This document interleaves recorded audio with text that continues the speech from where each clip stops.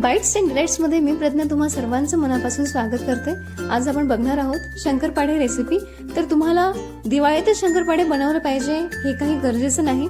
केव्हाही वाटलं काहीतरी गोड खायचं आहे आणि रोजही 2-3 दाणे आपण तोंडावर टाकू शकू अशी एखादी रेसिपी असेल तर शंकरपाळे रेसिपी तुम्ही कमी वेळामध्ये आणि अगदी सोप्या पद्धतीने बनवू शकतात। चला तर मग कमी वेळामध्ये आपण इथे रेसिपीला सुरुवात करणार आहोत। तर इथे आपण मैदा घेतलेला आहे। तुम्ही तुमच्या अंदाजानुसार सगळ्या क्वांटिटी घेऊ शकता।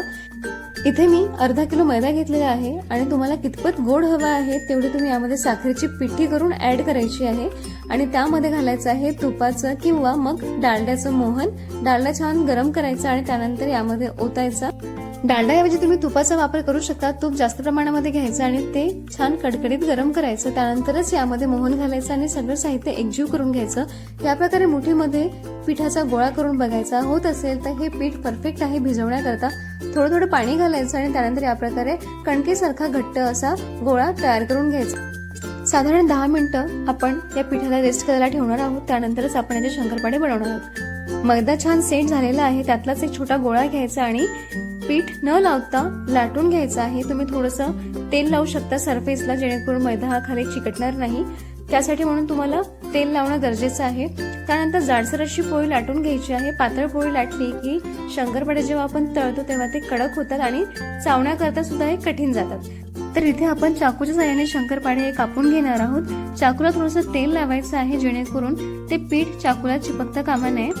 बघू शकता इथे या प्रकारे पीठ हे चिपकते। तर त्यासाठी तुम्हाला थोडंसं तेल लावायचं आहे। त्यानंतरच तुम्हाला कुठल्या आकारामध्ये शंकरपाळे कापायचे ते कापून घ्यायचे आहे। एका बाजूला आपण तेल गरम करण्याकरता ठेवलेलं होतं। तर इथे काप सुद्धा रेडी आहे आणि तेल सुद्धा गरम झालेलं आहे। तर यामध्ये तुम्हाला शंकरपाळे हे छान फ्राय करून घ्यायचे आहे। तर टाकताना तुम्हाला काळजी घ्यायची आहे तेल अंगावर किंवा हातावर उडता कामा नये आणि टाकल्या लगेच तुम्हाला याला हलवायचं नाही आहे। 1 ते 2 मिनिटांनंतर जसं हे वरती फुगून यायला लागतील तेव्हा तुम्हाला याला हलवून घ्यायचं आहे।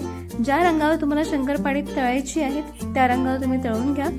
तर इथे छान मी गोल्डन रंगावर तळून घेणार आहे। खुसखुशीत अशी शंकरपाळे हे तयार झालेले आहे। अगदी अर्ध्या तासामध्ये ही रेसिपी तयार होते।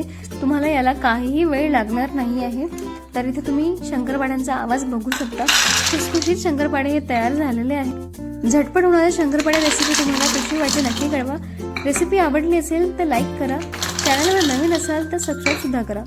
शंकरपाळे बनवताना तुम्हाला एक काळजी घ्यायची आहे ती म्हणजे साखरेचं प्रमाण तुम्हाला हे थोडं कमीच ठेवायचं आहे। साखर जर जास्त झाली तर शंकरपाळे हे 100% कडक होतील।